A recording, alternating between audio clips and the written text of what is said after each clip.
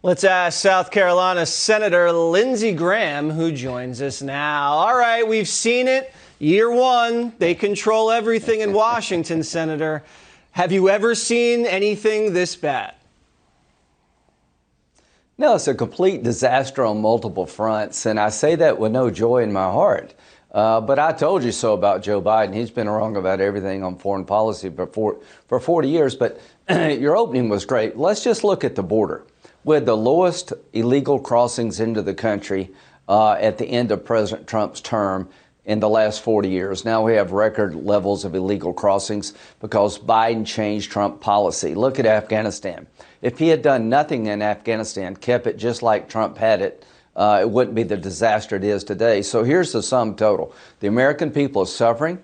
Our money is being eroded by record inflation. We're less safe. We're less prosperous. Crime is rampant across the country. Inflation is roaring, and radical Islam is on the rise, and it's due to Pelosi, Schumer, Biden, and Harris. That's the worst governing coalition in my lifetime. So you work in Washington. You hear what the Democrats say when you're walking down the halls. What are their plans? Are they going to talk about racism for 2022, January 6th, the whole year? What are they actually going to do this year to help people?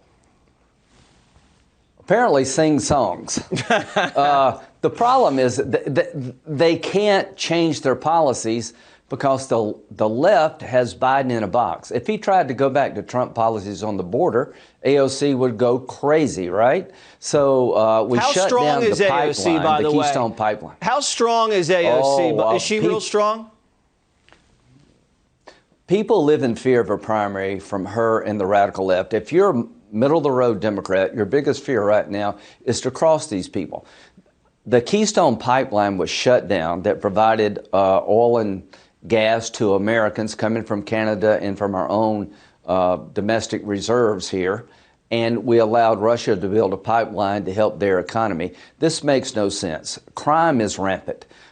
These far-left policies doing away with cash bail, it's all come home to roost, and there's a Biden backlash brewing. But you asked the ultimate question, are they going to change? They're incapable of changing because the left won't let them change. And when it comes to foreign policy, I don't blame the radical left. Joe Biden doesn't know what he's doing. He's trying to re-engage the Iranians, who are the largest state sponsor of terrorism on the planet, and give them more money at a time we should be, standing strong like Trump did against the Ayatollah, who's an international terrorist. And then we're seeing a report now, one of the Boston bombers got a COVID check for $1,400. Can you take that away? Can Senator Lindsey Graham, can you garnish that?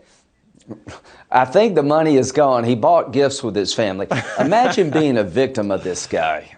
Okay, your government, you the taxpayer, the Democrats took your money to give the guy on death row who's a terrorist $1,400 so he could buy gifts for his family. And we had an amendment, Senator Cotton and Cassidy. Every Democrat voted against the idea it's bad to give convicted terrorists taxpayer money to give to their family. It comes from your wallet, from your family to his family. Now that to me is the icing on the cake of what has been the worst year for the American people since I can remember. He makes Jimmy Carter look like Ronald Reagan on foreign policy. Our enemies are emboldened and our friends are afraid. Yeah, I mean, if you were to tell voters a year ago that at the end of Joe Biden's first year, you'd have a huge surge in COVID cases and the Boston bomber was getting a COVID relief check, I don't think there would be any single person in this country that would have voted for Joe Biden. All right, Senator Lindsey Graham. And yes. Okay, thanks. Thank you very much, Senator.